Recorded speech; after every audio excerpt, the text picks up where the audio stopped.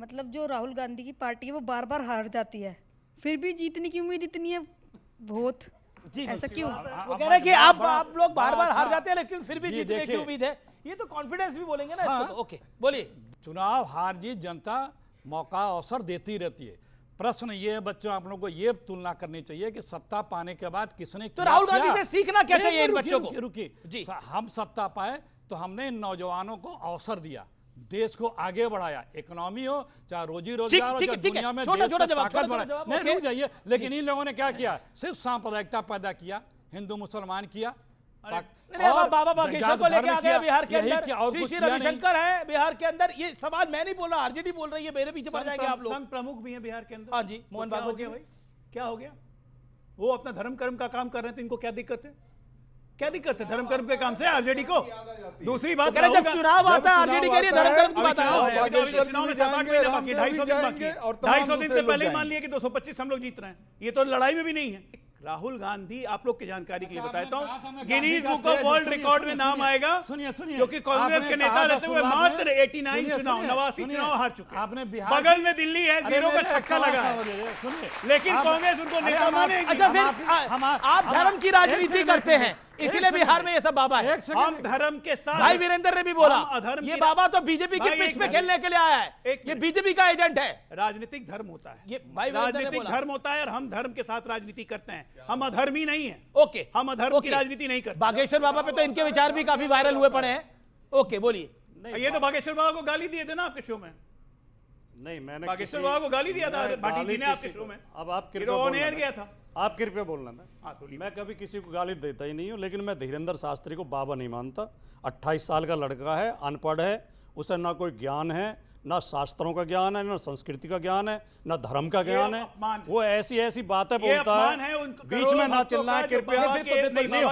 होंगे आप ये मत बोलिए उनके बारे में। मुझे बोलना था, मैं अपनी बारी में बोल रहा हूँ।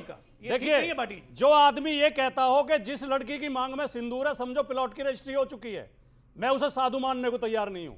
जो आदमी वहां मौत हुई है प्रयागराज में, जो कहता हो स्वामी विवेकानंद कितने साल के थे जब शिकागो में उन्होंने भाषण दिया था? स्वामी विवेकानंद 50 साल के थे या 28 साल के थे?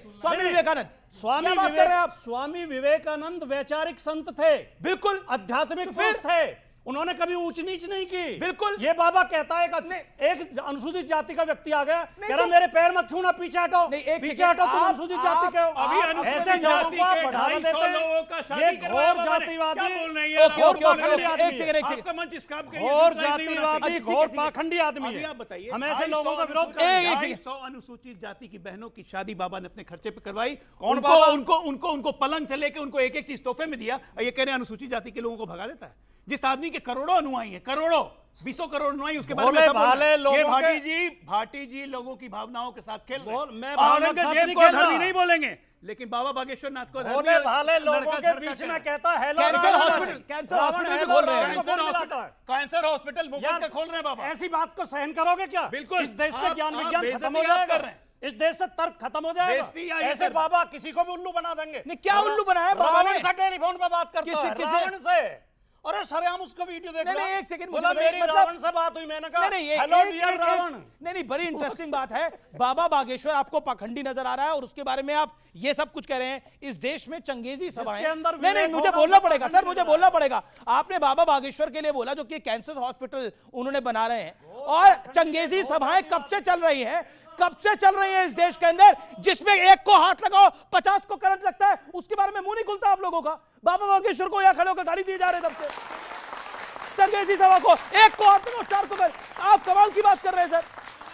मैं कह रहा हूं चंगेजी सभाएं जो लगती हैं, एक को हाथ लगाओ 50 को करंट लगता है, एक को हाथ लगाओ 50 को करंट लगता है, उसके बारे में कब बोला आपने किसी मंच से? को खुला नहीं छोड़ना चाहिए, ऐसे लोगों को जेल में डालना चाहिए जो काटने की बात करता हो। देश की सारी समस्याएं ठीक हो जाएंगी।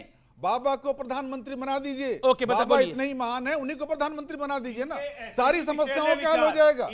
सारी समस्याओं का हल हो जाएगा। बाबा को प्रधानमंत्री बना दीजिए। चैलेंज देता हूं, मैं इन तीनों को बोलता हूं, जरा बोले कि औरंगजेब सबसे क्रूर शासक था, हम उसकी निंदा करते हैं। हम उसकी निंदा करते हैं। नहीं बोल पाएंगे ये। औरंगजेब, अरे बोल रहा हूं, कांग्रेस अब वो आदमी क्या कार्रवाई कर रहे हैं? अब वो आदमी पे क्या कार्रवाई कर रहे हैं? पूछो पार्टी से क्यों नहीं निकाला? शांति से हमने हिस्ट्री आप- पढ़ी आप- है, आप- आपने हिस्ट्रिया पढ़ी है और और आपने आप अपने हिस्ट्रिया से ग्रस्त हैं। हमने हिस्ट्री पढ़ी है, हम शासक को शासक के रूप में देखते हैं। औरंगजेब को तो एक शासक की तरह देख रहे हैं, लेकिन बागेश्वर बाबा को एक धार्मिक बाबा की तरह नहीं देख रहे।